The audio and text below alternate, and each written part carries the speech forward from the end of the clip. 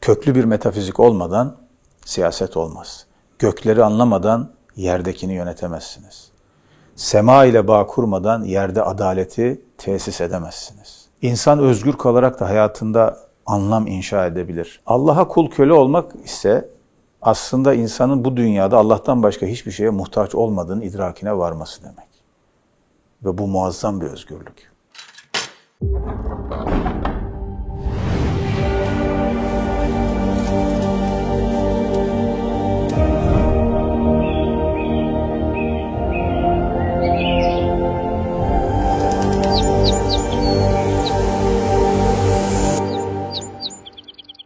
Hocam hoş geldiniz tekrar. Hoş bulduk. Bu defa sorabilirim. Nasılsınız görüşmeyeli? Hamdolsun, iyiyiz. Ala kulli hal. Eyvallah. Allah iyilikler versin. Şimdi Amin. son yaptığımız programda insanın özgür olması ne demek? Bahsini biraz konuşmuştuk. Hatta Necip Fazıl'dan Hürriyet nerede söyleyeyim, Hakka esaret halkasında diye atıfta bulunmuştuk. Hürriyet, insanın her istediğini yapabilmesi demek midir? Ya da bir şeye köle olarak insan nasıl hür olabilir? Bununla başlayalım mı? Şimdi modern felsefede, siyaset düşüncesinde özgürlükle ilgili iki temel tanım hep tartışıla gelmiştir. Birisi negatif özgürlük anlayışı. Buna göre insanın bir şeyi yapabilme imkanının önündeki engellerin kaldırılmasıdır özgürlük. Mesela benim buradan falanca yere gidebilme, yani seyahat özgürlüğüm aslında özü itibariyle seyahat etme imkanımın, özgürlüğümün önündeki engellerin kaldırılmasıdır. Üniversitede okumak istiyorum. Bununla ilgili engellerin ortadan kaldırılması. Bu minimum özgürlük tanımıdır. Isaiah Berlin gibi batılı düşünürler bunu negatif özgürlük olarak tanımlamışlardır. Fakat bir araya girebilir miyim vallahi? Cemil Meriç'i okurken ben bu çileyi çok çekerdim. Kitabı okursunuz fakat o kitaptaki bir sayfayı anlamanız için 30 kitap daha okumanız icap eder. Şimdi siz anlatıyorsunuz. Ben programa gelen yorumları da biraz biliyorum. Sanki hepimiz biliyormuş gibi bazı isimler telaffuz ediyorsunuz, bazı terimler telaffuz ediyorsunuz. Şimdi izleyenler bana hak verecekler. Mesela Isaiah Berlin. Sanki hepimiz biliyoruz. Halbuki biz tanımıyoruz kendilerini. Bilmemize vesile olsun inşallah. İnşallah. Yani, devam edin. Önemli bir düşünce tarihçisidir kendisi. Bu çok minimum bir özgürlük tanımıdır. Yani başkasının özgürlük alanına girmediğin müddetçe yapmak istediğin şeyleri yapmakta hür olman özgürlüktür. Fakat özgürlük tabii sadece bundan ibaret değil. Çünkü ben mesela buradan falanca yere niye gitmek istiyorum? Üniversitede neden okumak istiyorum? Neden mühendislik değil de tıp okumak istiyorum sorusunun cevabı da bize pozitif özgürlük kavramını verir. Yani kendimi nerede, ne şekilde gerçekleştirmek istiyorum. Bunu yaparken önümdeki engellerin kalkması ve bunu yapabilmek için benim ortaya bir irade koymam, fedakarlıklarda bulunmam da pozitif özgürlük kavramını bize verir. Yani bir hedefe doğru yürüyerek kendini gerçekleştirme ameliyesi, serüveni özgürlük olarak da pozitif özgürlük olarak tanımlanabilir. Şimdi burada özgürlük ile anlam arasında bir ilişki var. Hegel diyordu ki gelenek insanlara anlamlı bir hayat önerir. Modernite ise özgürlük teklif eder. Ve bu ikisini telif etmek mümkün değildir. Gelenek insanlara sana ben bir anlamlı hayat teklif ediyorum. Hayatında anlam olacak, anlamla birlikte mutluluk olacak, tatmin olacak, itminan olacak. Ama bunu gerçekleştirmek için belli özgürlüklerden fedakarlıkta bulunacaksın. Şunları yapabilirsin, bunları yapamazsın diyeceğim sana.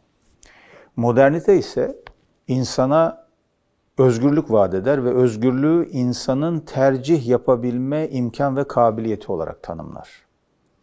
Sana istediğin alanda ve konuda tercih yapma imkanlarını sunuyorum. Bu tercihleri yaparken sen özgürsün ve ben senin yaptığın tercihlerle ilgili herhangi bir yargıda, hükümde bulunmuyorum. Neyi tercih ettiğim beni ilgilendirmiyor. Dindar olmak istiyorsan olabilirsin, dinsiz olmak istiyorsan olabilirsin, kapitalist olmak istiyorsan olabilirsin, sosyal adaletçi olmak istiyorsan olabilirsin. bütün bu tercihleri senin önüne koyuyorum. Yaptığın tercihle ilgili bir ahlaki yargıda, hükümde bulunmuyorum. Modernitenin en büyük vaadi budur. Hegel bu dikotomiyi, bu çatışmayı gelenek ile modernite arasındaki temel çatışma alanlarından birisi olarak ortaya koymuş idi. Ve Weber vesaire de bunu devam ettirir, bu tartışmayı devam ettirir. Buradaki temel soru şudur. Özgürlüklerimizden vazgeçmeden anlamlı bir hayat yaşayabilir miyiz? Hayatımızda anlamın olması için illa da özgürlüklerimizden feragat etmek zorunda mıyız? Elbette anlamlı bir hayat yaşamak demek, insanın belli bir hedefe doğru bir plan, program yapması, o anlamı kendi hayatında gerçekleştirmesi demektir. Örneğin, ben bir tıp doktoru olmak istiyorum ve insanlara bu şekilde hizmet etmek istiyorum. Kendime böyle bir hedef çizdim. Bunu gerçekleştirebilmek için ben belli fedakarlıklar yapmak zorundayım. Tıp fakültesinde okuyacağım. Dolayısıyla mesela seyahat etmeyeceğim, gezmeyeceğim. Derslerime odaklanacağım. Yaklaşık 8 yıllık, 10 yıllık bir tıp eğitiminden sonra doktor olarak artık şeye başlayacağım. Dolayısıyla hayatımın bir 10 yılını, en az 10 yılını bu işe, eğitimine vereceğim. Ve başka fedakarlıklar yapacağım. Doktor olduktan sonra da işte gece vardiyası olacak, çalışacağım, risk alacağım. Örneğin şu anda işte salgın döneminde mesela birçok sağlık çalışanını da kaybettik. O tehlikenin bizatihi ortasında çalışacağım. Bir fedakarlıkta bulunuyorum aslında. Yani özgürlüğümden, zevklerimden, keyif alabileceğim başka şeylerden. Bunları niye yapıyorum? Çünkü ben bir tıp doktoru olarak, bir tabip olarak insanlara hizmet etmeyi anlamlı bir hedef olarak önüme koydum. Bunun için belli fedakarlıklarda bulunuyorum. Bizim gelenek açısından baktığınızda bu dikotomi sahte bir dikotomidir. İnsan özgür kalarak da hayatında anlam inşa edebilir. Anlamlı bir hayat yaşayabilir. Bunun için anlamı doğru yere koymak gerekiyor. Hayatın anlamını kendimden aşağıda şeylerde bulursam benim özgür olmam mümkün değildir. Hayatın anlamını mertebe olarak yüksek, benim üstümde bir takım hakikatlerde, ilkelerde, varlıklarda, bir davada, bir inançta arıyorsam o zaman benim özgürleşmem anlamla birlikte mümkün hale gelir. İnsanın özgürleşmesi kendinden aşağı mertebede olan varlıklardan yukarı olan varlıklara doğru seyahat etmesi, yolculuk etmesi, yürümesiyle ilgili bir süreci ifade eder. O yüzden bunu yaparken ben özgürleşebilirim. Şimdi mesela modern kulaklara, zihinlerimize Allah'a kul olmak biraz ağır bir ifade gibi geliyor. Yani körü körüne bağlanmak, kul köle olmak. Yani modern insan özgür, hür, önünde sayısız tercih var. Niye bütün bunlardan vazgeçip gidip bir varlığa bağlansın? Zevklerinden feragat edecek, özgürlüklerinden feragat... Niye yapacak bunu? Çünkü modern yaşam biçimi bize ne istiyorsan onu ol. İstediğini olabilirsin. İstediğini yapabilirsin diyor. Ama hayatın pratiği aslında çok farklı. Bize kulağımıza istediğini yapabilirsin fısıldanıyor ama realitenin hiç öyle olmadığını biliyoruz. İstediğin kadar tercih var önünde dediği şeylerin hepsi modern kapitalizmin üretip önümüze koyduğu birer tüketim malzemesi. Coca-Cola'yı mı tercih edeceksin, Pepsi Cola'yı mı? Mesele geliyor, buraya dayanıyor. Şu markayı mı satın alacaksın, bu markayı mı? Satın almama opsiyonunu vermiyor sana. Birinden birini satın alacaksın. Ama bunu öyle bir anlatıyor ki bize, öyle perdeli bir dille anlatıyor ki biz bunun farkında bile olmuyoruz. Dolayısıyla giderek farklı bağımlılık ve kölelik ilişkileri içerisinde hayatımızı yaşamaya başlıyoruz. Farkında olmadan kendi elimizle ürettiğimiz, kendimizden aşağıda olan şeylere, nesnelere, pratiklere aslında kul köle olmaya başlıyoruz. Alışkanlık diyoruz, hobi diyoruz, ben buna bağlandım diyoruz, çok sevdim diyoruz, hayranı oldum, fanı oldum vesaire diyoruz. Aslında bütün bunlar farklı kulluk ve kölelik ilişkileri geliştiriyor. Çünkü artık senin zihnini, senin tercihlerini, senin hayatını belirleyen bir yaşam alanı haline geliyor bu. Allah'a kul köle olmak ise aslında insanın bu dünyada Allah'tan başka hiçbir şeye muhtaç olmadığını idrakine varması demek. Ve bu muazzam bir özgürlük. Allah'tan başka hiç kimseye benim ihtiyacım yok. Başka kimseye bir muhtaçlığım yok. Bu öyle büyük bir özgürlük ki. Yani bunu parayla, malla, mülkle, makamla satın alamazsınız. Şimdi bu açıdan baktığınızda modern insanın anlam arayışı büyük oranda zatında anlamı olmayan, manasız bir evrende dolanıp duran bir insana dönüşmüş durumda. İnsan anlam güdüsüyle hareket eden bir varlık. Anlamsızlık bizim anlam arayışımıza bir cevap teşkil edemez. Hayatın anlamı yok. Camus'un dediği gibi ya da nihilistlerin dediği gibi, Kafka'nın dediği gibi. Hayatın anlamı yok, buna da alışın. Bunu da böyle kabul edin. Evrenin de bir anlamı yok, bir manası yok. Bir şekilde evren burada ortaya çıktı. İşte biz de kendimizi burada bulduk. Bu şekilde yaşamaya alışın. Demek bizim anlam arayışımıza bir cevap teşkil etmiyor. Derdimize şifa olmuyor. Çünkü derinden derine biliyoruz ki o anlam olmadan bizim hayatımızda bir tamlık, bütünlük, bir itminan duygusuna kavuşmamız mümkün değil. Ne için yaşadığımızı, neden sorusunu cevaplamadan nasıl sorusuna verilen her cevap eksik kalacaktır. Modern bilim, teknoloji bize hep nasıl sorusunun cevabını veriyor. Halbuki biz derinde, aklımızın, vicdanımızın, kalbimizin derinliklerinde hep neden sorusunun cevabını arıyoruz. Ve neden sorusunun, niçin sorusunun cevabını almadan da nasıl sorusuna verilen her cevap ikincil, arizi kalmak zorunda. Bunun için de bizim evrene, hayat serüvenimize bir bütünlük içinde bakmamız gerekiyor. Anlamı, özgürlüğü, bireyliğimizi, bireyselliğimizi anlamlandırırken, başka varlıklarla ilişkimizi kurarken de mutlaka bir bütünlük, bir bütüncül bakış açısıyla bakmamız gerekiyor. Bugün atomize edilmiş bir evrende, atomize edilmiş toplumların, atomize bireyleri olarak parçalar birbirinden kopmuş, onlar arasında ahenk kalmamış, hepsi bir yere dağılmış ve biz onları zihnimizde bir şekilde toplamaya, tekrar bir araya getirmeye çalışıyoruz. Yetişemiyoruz, gücümüz yetmiyor.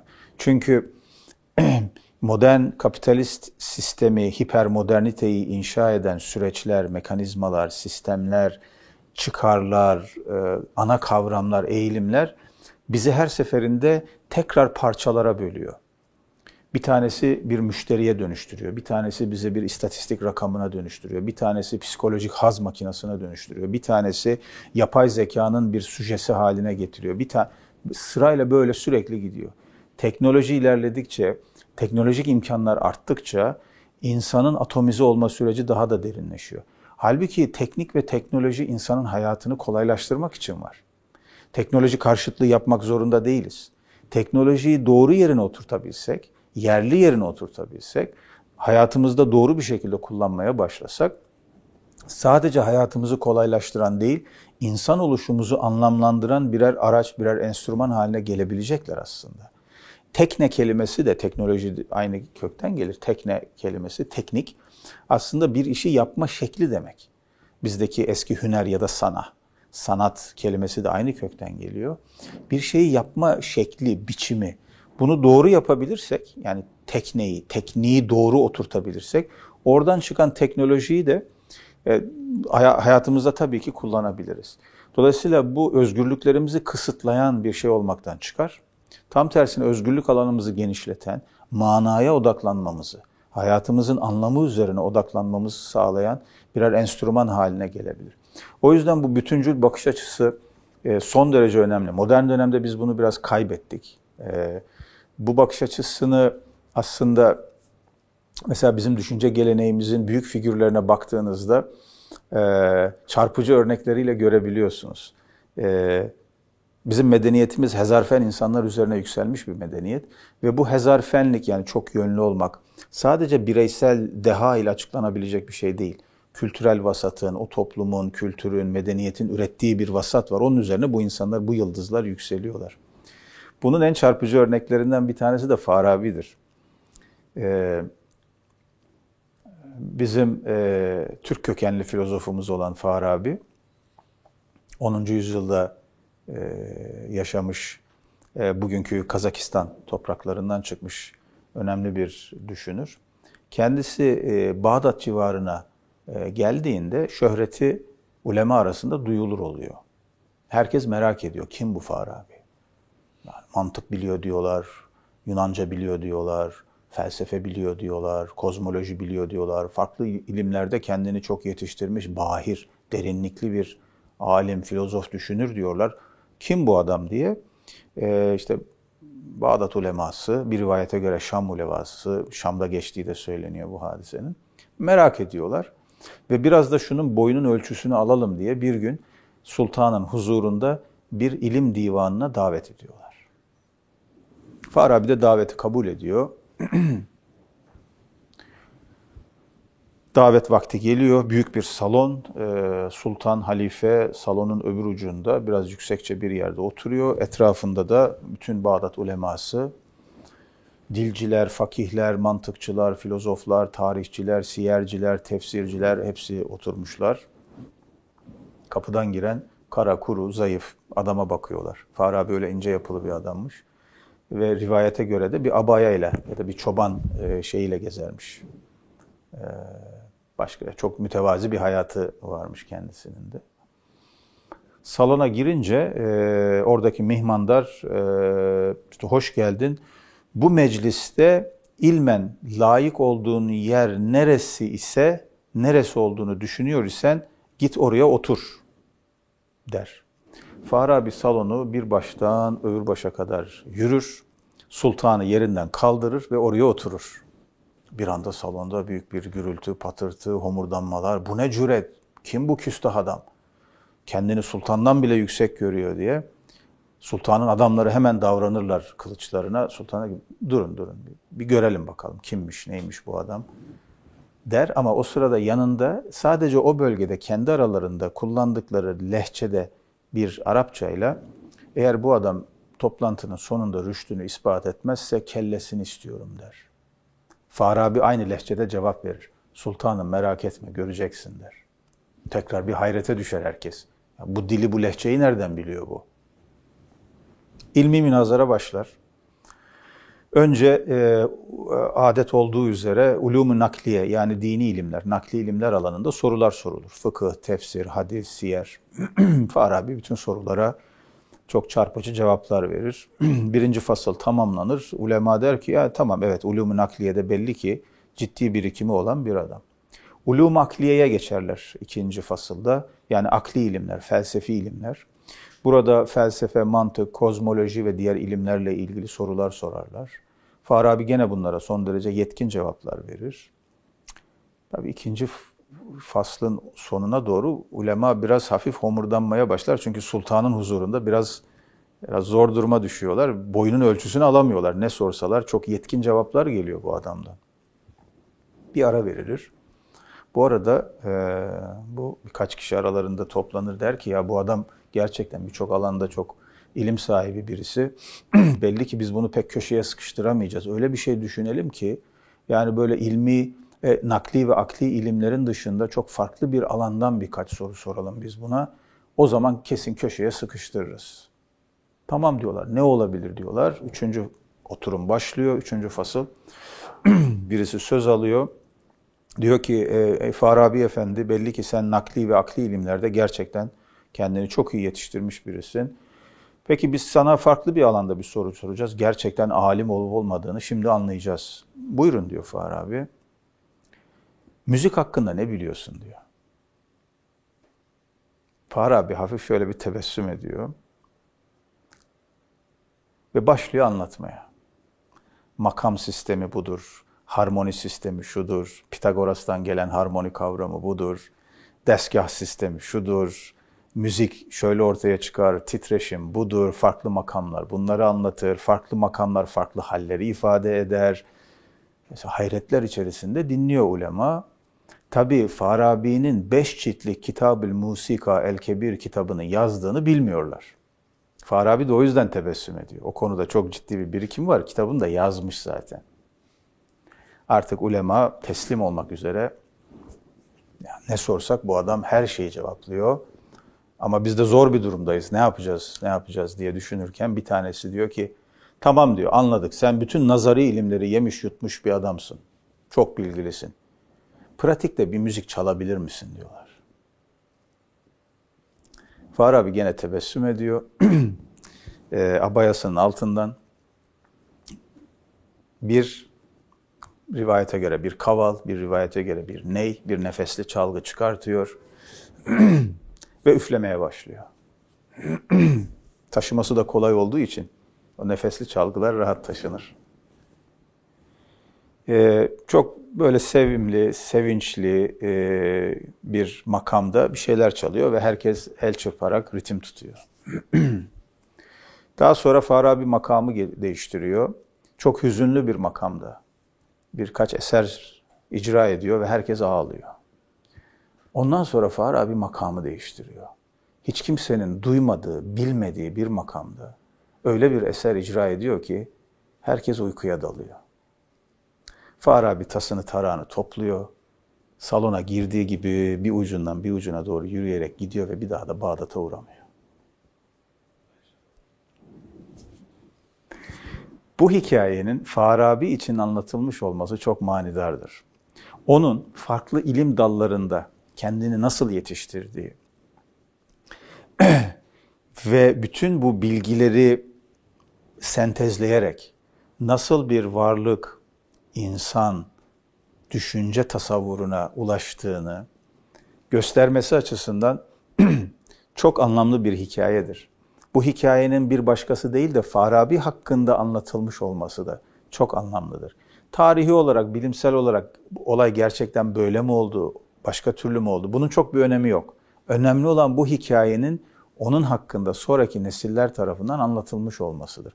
Bu da işte o bütünlüklü bakış açısının, yani ilmi, nakli ilimlerden akli ilimlere, teorik ilimlerden pratiğe kadar her alanda varlığa bir bütün olarak bakabilme kabiliyetinin en güzel örneklerinden birini teşkil eder.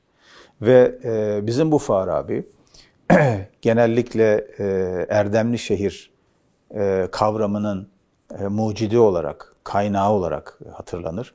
Ama biliyoruz ki eserlerinden mantıktan felsefeye, kozmolojiden siyaset bilimine kadar her alanda çok köklü eserler bırakmış ve Aristo'dan sonra düşünce tarihinde ikinci hoca, muallimi sani olarak bilinmiş büyük bir filozoftur, büyük bir düşünürdür. Büyüklüğü de her şeye bu bütünlük zaviyesinden bakabilmesinden geliyor. En temel siyaset felsefesi eseri olan El Medinetül Fazıla'nın tam ismi Mebadi Arai Ehlil Medinetil Fazıla'dır. Yani erdemli şehrin sakinlerinin görüşlerinin temel ilkeleri. Ve çok uzun bir risale değildir. Bu 60-70 sayfalık, 80 sayfalık risale farklı edisyonlara göre. Risalenin 2/3'ünde Farabi varlık, metafizik, ontoloji, epistemoloji, bilgi, kavram, bütün bunları anlatır. İnsanın ortaya çıkışı. Ancak kitabın son 1/3'lik bölümünde, son 15-20 sayfasında bugün siyaset felsefesi dediğimiz şehir türleri, yönetim, adalet gibi kavramları anlatır. Verdiği mesaj çok nettir. Köklü bir metafizik olmadan siyaset olmaz. Gökleri anlamadan yerdekini yönetemezsiniz. Sema ile bağ kurmadan yerde adaleti tesis edemezsiniz. Başınızı göğe çevirmeden yeryüzüne nizam veremezsiniz. Bu kitap boyunca da Farabi hep bu mesajı verir. Bugün bizim bu bütünlüklü bakış açısına her zamankinden daha çok ihtiyacımız var. Eyvallah. Sona geliyoruz ama Farabi'nin duasından bahsettiniz. Ben kendi adıma da merak ediyorum duayı. Dostlar da duysun istiyorum. Onunla bitirsek olur mu? Farabi'nin çok güzel bir duası var. Bir filozof nasıl dua eder sorusuna çok güzel bir cevaptır. Bir filozof da bir kul gibi dua eder. Bir düşünür de Allah'a bir kul gibi yakarır, yakınlaşmaya çalışır. Duanın amacı da zaten bir şey talep etmek değil, Allah'a yakınlaşmaktır. O ünsiyeti kurabilmektir. Tabii Farabi bu duasında tavsiye ederim. Tercümesi de var, Arapça edisyonları da yapıldı. Kendi felsefi terminolojisinden kavramlar kullanarak, alemle ilgili, evrenle ilgili, illiyetle ilgili, sebep-sonuç ilişkileriyle ilgili, akılla ilgili kavramları kullanarak bir dua eder. Ve aslında yanımda da var duası.